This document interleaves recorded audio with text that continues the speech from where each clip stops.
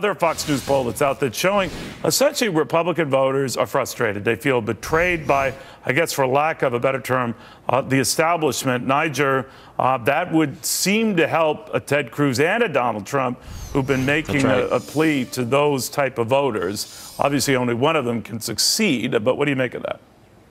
Well, you know, look, I think the dream scenario for a lot of Tea Partiers was that inevitably after this primary, you would have a Trump-Cruz ticket or a Cruz-Trump ticket because they both represent very strong anti-establishment wings. Nicole is right. In the case of Trump, it's more of an American nationalist or American firsters, kind of a revival of the Buchanan brigades from years ago that are the base of Trump supporters. And of course, with Cruz, it is those Tea Partiers that believe economically our debt is too high, that we really need to reduce the size and the scope of government. And the fact is those two wings reinforce one another, and if they continue to wage war with one another, and by the way, they're first and second in virtually every state poll around the country. But the problem is, if they keep going to war with one another, some establishment figure, like a Marco Rubio, which is kind of ironic that he would be an establishment type, could sneak up the middle and seize the nomination. Yeah, we're going to get into that with someone who's looking at that pretty close, including that newspaper endorsement. But, Gina, ahead of that, you said something profound last time you were with me, as you always do, and Niger as well.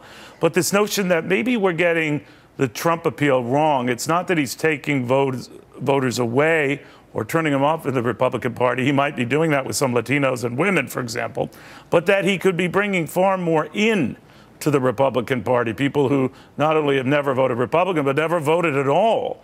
And that is something that's uncharted. What do you make of that?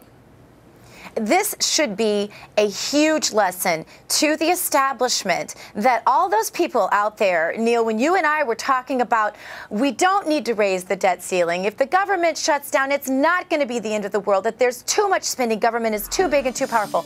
All the time that the grassroots was out there talking about that, the establishment was predicting that they would have nowhere to go, so they'd go ahead and fold again and vote Republican. They didn't. They found a candidate in Trump, and they're not sitting down. And it's fascinating if you just look at the rebellious nature of the fact that the GOP has essentially chosen a Donald Trump and a Ted Cruz as their two viable options for president. This ought to be a huge lesson to the establishment. But you know what, Neil? I'll bet you $1 million they still don't get it.